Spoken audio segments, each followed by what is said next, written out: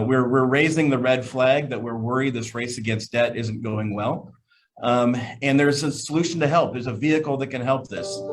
Senator Cantwell very heroically helped sponsor that first round of Restaurant Revitalization Fund, which helped a lot of restaurants apply their debt and get out of debt. Unfortunately, about 55% of Washington restaurants who qualified didn't get it because there simply wasn't enough funding.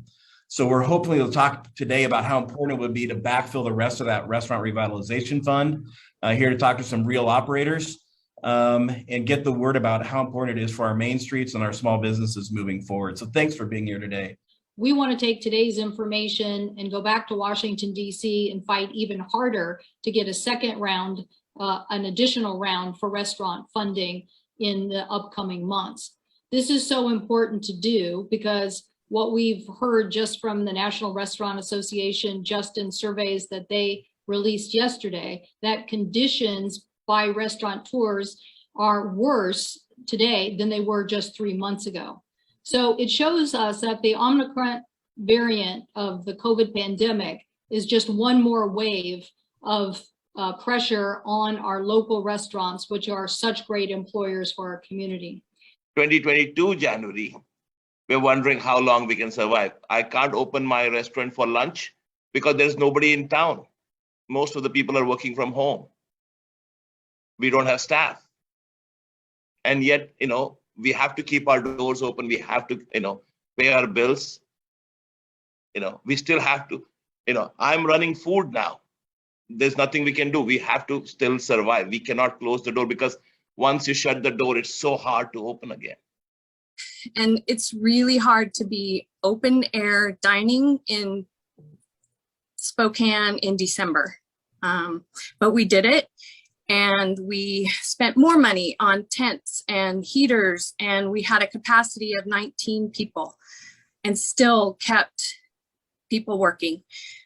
We're still now faced with this Omicron variant. We also have staff that are rotating in and out because they're sick and we want them to stay home, but we are short-staffed.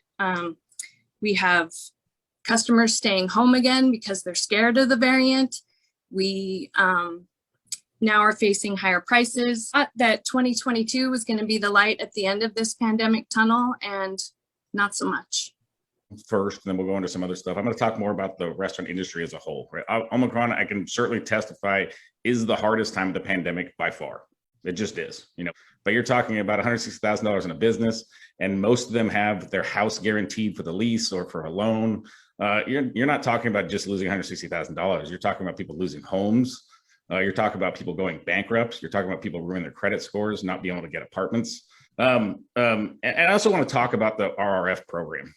2/3 of businesses did not get funded.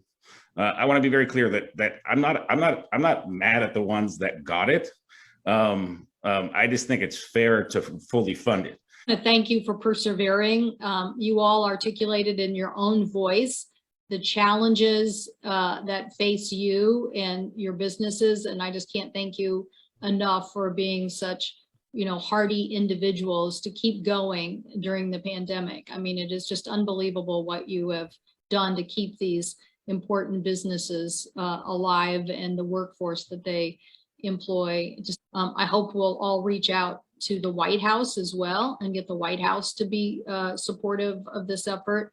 It's imperative that we take care of our economy, and the mainstay of small businesses in many communities are these restaurants. And so just again, thank everybody for persevering during this difficult time. And we look forward to working with you in the next couple of months as we try to turn up the focus on this issue and work with our colleagues to get the help and support that will help all of you in the long run.